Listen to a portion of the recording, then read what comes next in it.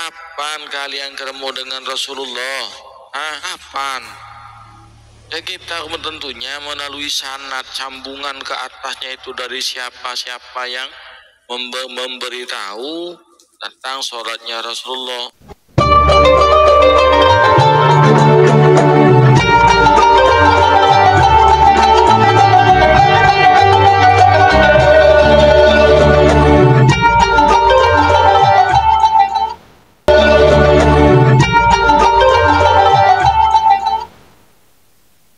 Assalamualaikum warahmatullahi wabarakatuh. Bismillahirrahmanirrahim. Alhamdulillahirabbil alamin. Nahmaduhu wa nasta'inuhu wa nastaghfiruh wa na'udzu billahi min syururi anfusina wa min sayyiati a'malina. May yahdihillahu fala mudilla lahu wa may yudlilhu fala hadiyalah. Asyhadu an la ilaha illallah wahdahu la syarika lahu wa asyhadu anna Muhammadan abduhu wa rasuluh. Assalatu wassalamu ala Rasulillah wa ala alihi wa sahbihi wa man tabi'ahu wa mawalah. Amma ba'du. Di kesempatan kali ini saya akan membacakan sebuah komentar yang masuk di channel YouTube kami, itu yang ada di video yang berjudul Tantangan Ustadz Khalid Basalamah dijawab tuntas oleh Ustadz Aswaja. Ini satu komentar saja yang saya bacakan dari Stripsun. Ini komentarnya, sekarang saya tanya dengan kaum NU, kalau beribadah dengan tidak mencontoh Nabi, terus maunya mencontoh siapa? Nabi kita diutus Allah untuk apa? Para ulama fikih yang tabi'un itu dalam beragama, ya. Oke, ini begini Bapak Ibu pemirsa TV yang dirahmati Allah dan khususnya ini saudara yang pemilik akun Stripsun. Di kita dalam beribadah itu ya tentunya mencontoh Rasulullah, tapi kita nih kayak sama Rasulullah, tidak tahu wajah Rasulullah kayak apa, bentuk sholatnya Rasulullah pun kita tidak tahu. Nabi bersabda, "Shollu kama ra'aitumuni usolli." Agar kita itu tahu sholatnya Nabi itu kayak apa, maka sholatnya Nabi itu diketahui oleh para sahabat, Nabi. Kemudian oleh para sahabat Nabi ini disampaikan kepada murid-muridnya, yaitu tabi'. Nah, contohnya dari Ibnu Umar, kemudian disampaikan ke Imam Nafi, mana Imam Nafi ini muridnya Ibnu Umar.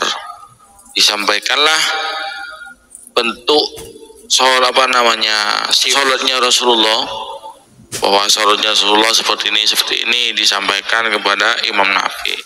Imam Nafi mempunyai murid namanya Malik bin Anas, yaitu Imam Maliki. Disampaikanlah oleh Imam Nafi kepada Anas bin Malik bin Anas ini tentang sholatnya Rasulullah.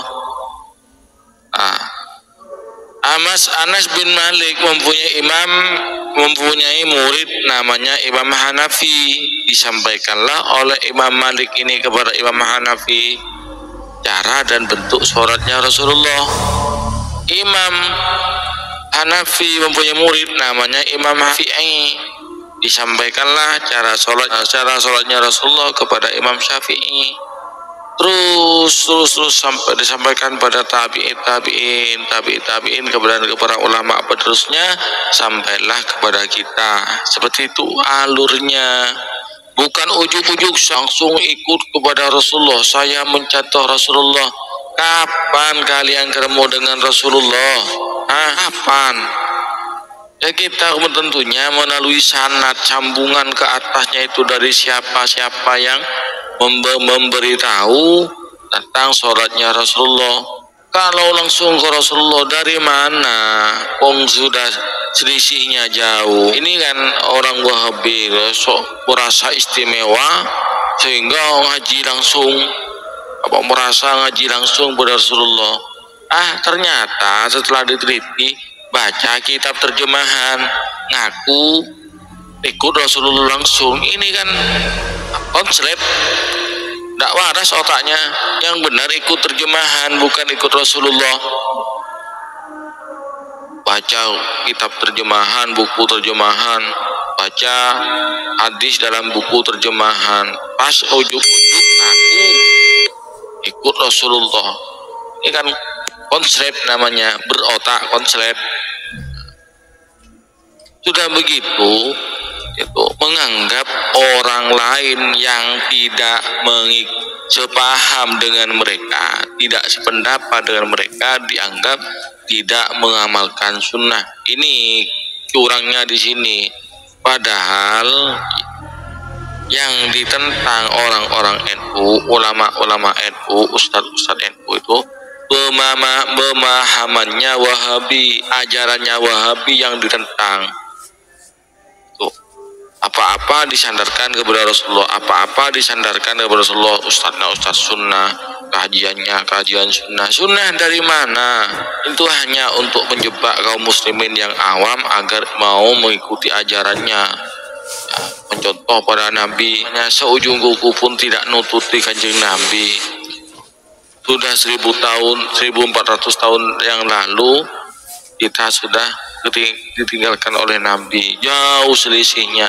Kok sekarang ujuk-ujuk aku ikut Nabi langsung, ikut Al-Quran dan Sunnah? Kalau tidak melalui jalur ulama tidak akan bisa, tidak akan tahu. Itu loh jalurnya, seperti tadi yang saya jelaskan nih.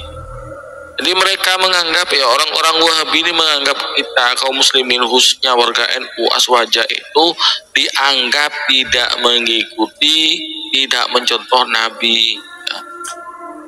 Itu anggapan mereka, karena mereka merasa hanya dirinya dan kelompoknya yang mengamalkan sunnah, hanya dirinya dan kelompoknya yang paling benar memahami Al-Quran, memahami sunnah. Padahal yang mereka memahami Al-Quran dan Sunnah dengan cara instan, dengan buku terjemahan. Tuh, udah gitu kalau baca kitabnya ulama, salah-salah ya, banyak salahnya.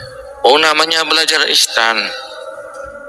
Jadi Wahabi wajar hasil belajar instan. Ya. Wahabi bahwasannya hanya bid'ah. Ya. Di Wahabi wajar, singkatan dari wajar hasil belajar instan. Belajar baca buku terjemahan 1 minggu sudah diangkat jadi ustadz, sudah ceramah sana sini, sudah merasa paling benar sendiri, paling mengamalkan sunnah, paling paham sunnah, paling paham Al-Quran ya. Padahal belajar agamanya cuma baru 1 minggu, dan itu pun buku kitab terjemahan. Itulah. Makanya kalau diomongin ulama tidak nyambung. Ya seperti Cek Sun ini sama sudah. Tuh. Intinya bukan ya, kita kaum muslimin khususnya warga NU itu mereka tuduh sesat, tuduh bid'ah, ahlul bid'ah, kuburiyun. Nah, itu bukan karena tidak mengamalkan syariat, bukan karena tidak mengamalkan sunnah Nabi, bukan karena tidak melaksanakan perintah Al-Quran, tapi karena tidak mengikuti ajaran salafi gadungan ini, Wahabi yang ngaku-ngaku salafi ini ya. Karena tidak mengikuti ajaran mereka, bukan karena tidak mengamalkan ajaran Nabi, bukan. Ini anehnya ya, kita menolak pemahaman, menolak ajaran mereka, ajaran Wahabi, dianggap menolak sunnah, dianggap menolak Al-Quran. Ini gimana ceritanya ini?